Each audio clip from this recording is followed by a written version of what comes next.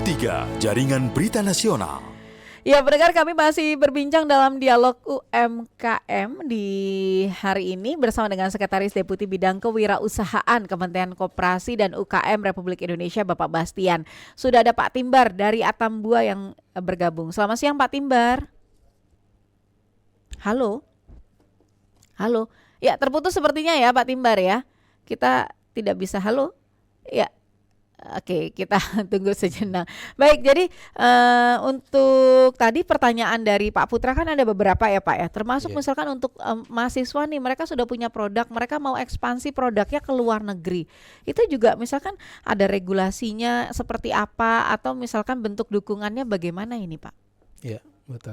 Jadi untuk yang para mahasiswa yang usahanya bisa berlanjut lebih maju, tentu bisa kami lakukan pendampingan, dan untuk pendampingan ini tentu kita juga bekerja sama dengan kementerian lain ya, yang lebih intens memang dengan untuk ekspor ini dengan Kementerian Perdagangan.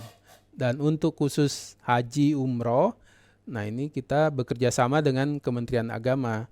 Nah itu ada program kegiatan yang para pelaku-pelaku wirausaha tersebut, produk-produk apa saja misalnya yang dapat dikirim ke Arab Saudi itu di Mekah dan Madinah. Ya biasanya berupa produk-produk makanan dan minuman atau keperluan bagi para jemaah haji atau umroh yang ada di Arab Saudi. Oke, berarti memang sebenarnya sih kalau dari berbagai program-program itu sudah ada ya, cuman memang ada terbagi di beberapa deputi begitu ya? Iya Bu. Pak Bastian ya. Jadi kalau misalnya untuk informasinya nih Pak, kalau misalnya kita mau banyak dapat informasi itu bisa menghubunginya kemana tuh Pak? Iya, nanti bisa menghubungi ke Humas Kementerian Koperasi dan UKM. Ini ada di website Kementerian Koperasi UKM dan juga media-media sosial. Seperti di Instagram Kementerian Koperasi dan UMKM. Nanti akan kami bantu. Nah, jadi langsung saja ya. Nah, Pak Timbar di Atambua sudah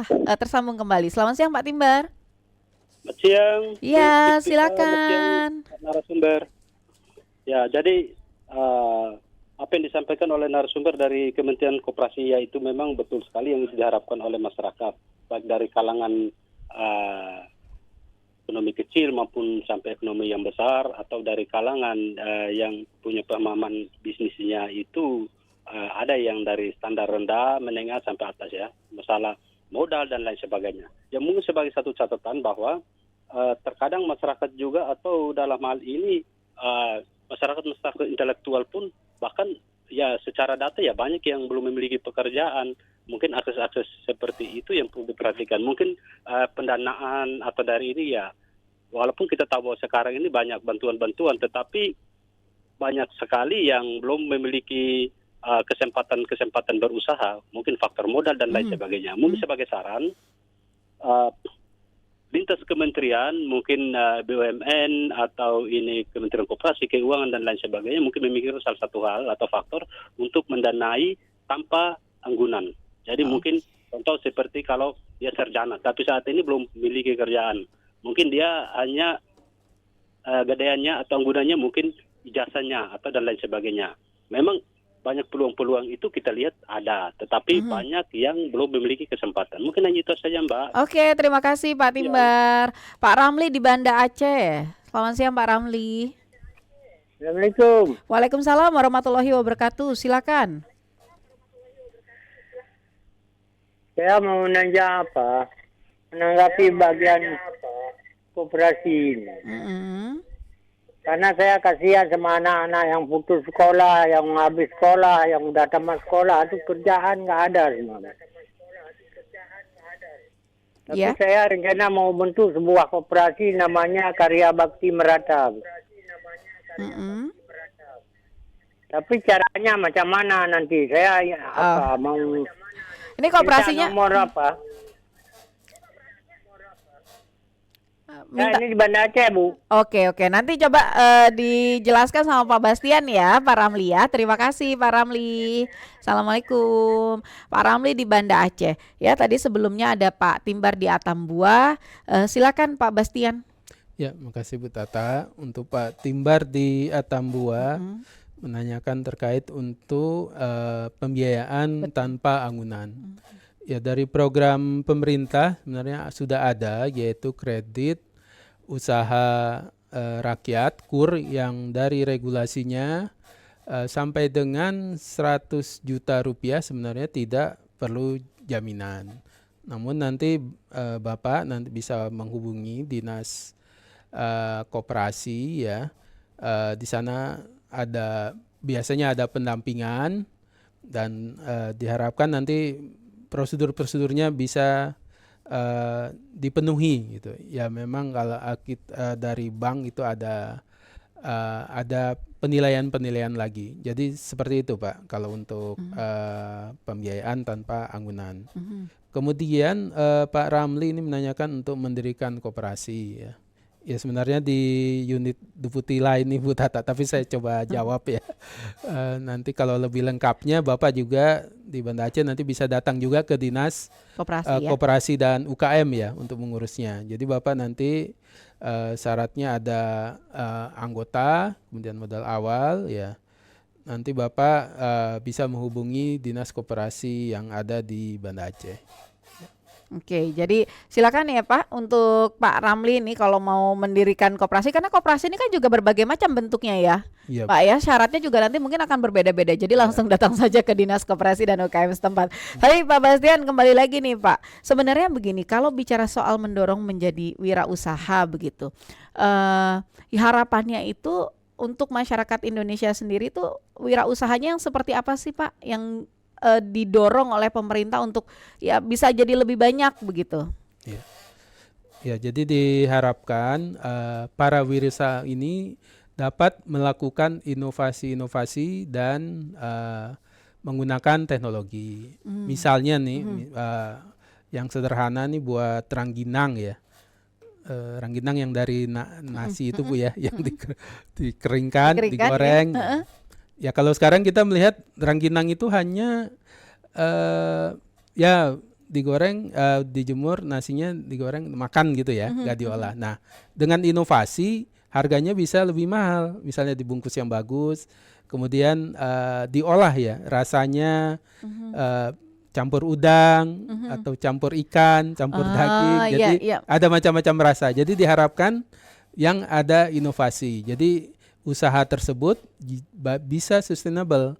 Jadi rasanya terus berkembang gitu menunya, tidak monoton. Itu yang diharapkan seperti itu wirausaha. Yang kreatif, yang inovatif, begitu ya. Ya, Bu. Oke, nah Bu Merpati di Jakarta Utara sudah bergabung bersama kami. Selamat siang. Alhamdulillahirrahmanirrahim. Assalamualaikum warahmatullahi wabarakatuh, Mbak. Waalaikumsalam warahmatullahi wabarakatuh. Silakan Ibu. Ya, terima kasih, Mbak. Assalamualaikum, selamat siang Pak Bapak narasumber. Siang Bu. Ya, saya ingin menanyakan gini Pak. Di dalam kehidupan kita yang kenyataannya ini kan kita sangat memang membutuhkan koperasi ya. Utamanya level masyarakat kecil dan menengah mungkin ya. Kalau menengah, saya bicara masyarakat kecil. Ketika kita menjalankan, maksudnya para wirausaha ya, menjalankan ini kebanyakan mengalami usaha, kemudian mengalami ketakutan, kemudian mereka bangkit kembali dengan adanya usaha dari pinjaman koperasi lagi, dan mereka mampu membayar, tapi tidak sebaik yang lalu. Dan setelah itu mereka terpuruk lagi dengan adanya seperti COVID, ya kan, yang lalu. Kini mereka membutuhkan lagi dan mendapatkan bagaimana pendampingan agar para entrepreneur ini memiliki ketahanan dalam berusaha, mampu untuk bisa maju lebih baik lagi. Sosialisasi apa yang sebenarnya yang sangat baik dan edukasi literasi seperti apa yang diberikan dari Kementerian Koperasi. Kedua, di dalam kenyataannya ketika membutuhkan dana setelah berulang-ulang adanya seperti kronologis seperti tadi, pada akhirnya membutuhkan dana agak ada kesulitan Pak, lebih tidak mendapatkan, padahal dengan jaminan yang apa sesuai aturan. mereka misalnya seperti dengan potongan gaji, dengan potongan pensiun, dengan potongan yang ada anggarannya. Terima kasih Pak. Bagaimana caranya koperasi mampu membantu kita untuk bisa memiliki wirausaha yang baik dan benar, lebih maju lagi. Terima kasih. Terima kasih. Waalaikumsalam warahmatullahi wabarakatuh. Bu Merpati di Jakarta Utara. Nanti pertanyaannya akan coba dijawab ya oleh Pak Bastian. Tapi kita jeda dulu sejenak. Jadi jangan kemana-mana pendengar. Kami masih akan kembali melanjutkan dialog UMKM kita di hari ini selepas jeda informasi yang berikut. Tetap bersama kami di Pro 3 RRI. Pro 3, Jaringan Berita Nasional. Terima kasih untuk Anda pendengar yang masih tetap setia bersama kami di Pro 3 RRI. Kami lanjutkan dialog UMKM kerjasama antara Kementerian Koperasi dan UKM Republik Indonesia dengan RRI. Hari ini kami membahas mengenai peningkatan rasio kewirausahaan kunci negara maju. Tadi sudah ada pertanyaan dari pendengar kami. Saya masih berbincang bersama dengan Sekretaris Deputi Bidang Kewirausahaan Kementerian Koperasi dan UKM Republik Indonesia Bapak Insinyur Bastian MM. Bu Merpati tadi di Jakarta Utara. Silakan Pak Bas. Terima kasih Bu Tata, Bu Merpati atas pertanyaannya. Ya, untuk koperasi ini memang milik anggota yang dapat membantu para anggota. Dan tentu untuk pelaku usaha, koperasi ini bila para pelaku usahanya banyak yang sejenis, itu bisa bergabung sehingga bisa saling membantu gitu. Dan kalau di Kementerian Koperasi memang ada kita pendampingan dan juga pelatihan bagi para anggota koperasi tersebut. Ya mereka kalau yang sederhana misalnya pendidikan literasi keuangan atau e-commerce dan lain-lainnya. Jadi memang untuk mendapatkan pembiayaan ya sebaiknya para pelaku wirausaha atau UMKM ini dapat bergabung dalam usaha sejenis. Itu yang kami sarankan ke Bu Merpati. Oke, jadi Bu Merpati ini sebenarnya kalau kita berkumpul di kayak satu perkumpulan kelompok ya, itu jauh lebih mudah ya Pak ya, untuk mengakses permodalan, untuk mengakses mungkin insentif-insentif lainnya, begitu ya? Iya, jadi bisa jadi ada pesanan misalnya melalui koperasi, jumlahnya banyak, bila para pelaku usahanya itu sejenis, ya mereka dapat bergabung untuk mensuplai kebutuhan tersebut. Itu misalnya Bu. Pak Bastian, saya jadi ingat juga kemarin kan Pak Menteri juga sempat menjelaskan itu ada beberapa program yang disiapkan ya kan oleh Kemenkop untuk mendorong wirausaha muda. Salah satunya kalau nggak salah tuh namanya Entrepreneur Hub ya. Ya, nah itu program Entrepreneur Hub itu seperti apa sih Pak Bastian? Ya, jadi untuk Entrepreneur Hub ini kita menjaring para pelaku wirausaha. Kegiatan-kegiatannya tersebut dari Kementerian Koperasi, Koperasi dan UKM kita melakukan di daerah dan itu termasuk juga di kampus-kampus. Dan di dalam platform Entrepreneur Hub ini tentu diharapkan dapat peluang untuk kolaborasi, dapat mendapatkan pelatihan, mentoring, akses pendanaan, perizinan, dan ya lain-lainnya itu dari berbagai pemangku kepentingan. Di sini termasuk dari kementerian atau lembaga. Jadi kalau Entrepreneur Hub itu yang memilih kemudian kampus yang didatangi atau mungkin daerah yang nanti ada programnya itu dari Kementerian Koperasi atau kita bisa mengajukan juga tuh? Ya, itu dari Kementerian Koperasi dan masyarakat atau kampus-kampus bisa mengajukan ya, kegiatan tersebut.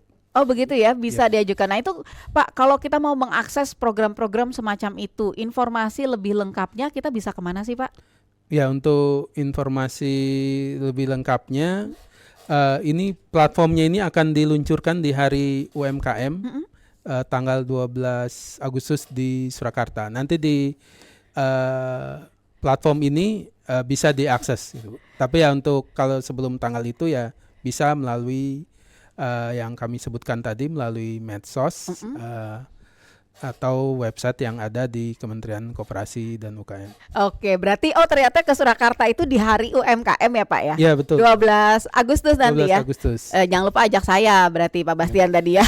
Iya, Bu. Jadi untuk Anda mendengar itu dia ya. Jadi beberapa hal sebenarnya memang disiapkan program-program oleh Kementerian Koperasi dan UMKM. Nah, nanti ada satu program namanya Entrepreneur Hub yang nanti akan baru aplikasinya akan dirilis, di launching ya Pak ya. Iya. Di hari UMKM di 12 Agustus. Nah, Pak Bastian, ini pesan lagi nih Pak untuk masyarakat. Kita kan berharap makin banyak masyarakat yang mau berwirausaha, begitu ya, mengembangkan dirinya untuk menjadi pengusaha. Tapi kadang tuh Pak, masyarakat tuh maju mundur ya, takut begitu. Kira-kira apa sih Pak yang bisa dipesankan ini buat mereka supaya berani nih untuk jadi pengusaha begitu? Silakan Pak Bastian. Ya, memang untuk menjadi wirausaha ini perlu keberanian dan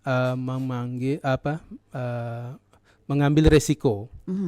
Nah, namun sebelum adanya keberanian dan mengambil resiko itu tentu perlu mengikuti pelatihan-pelatihan atau pendampingan. Dan melalui pelatihan dan pendampingan ini tentu akan lebih meminimalkan risiko. Itu yang diharapkan dari para pelaku wirausaha. Ya, kita memang mengharapkan makin naiknya rasio kewirausahaan, dan kewirausahaan ini akan menciptakan lapangan kerja baru yang akan meningkatkan pertumbuhan ekonomi Indonesia.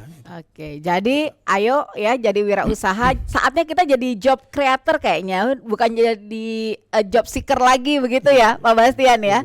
Nah, berbagai dukungan program-programnya dari hulu ke hilir juga sudah disiapkan oleh pemerintah, termasuk diantaranya adalah Kementerian Koperasi dan UMKM. Terima kasih, atau Kementerian Koperasi dan UKM ya. Terima kasih Pak Bastian sudah datang ke Pro 3 RRI hari ini. Terima kasih sudah berbincang dengan kami. Sukses selalu Pak Bastian. Ya, terima kasih Bu Tata, para pemirsa.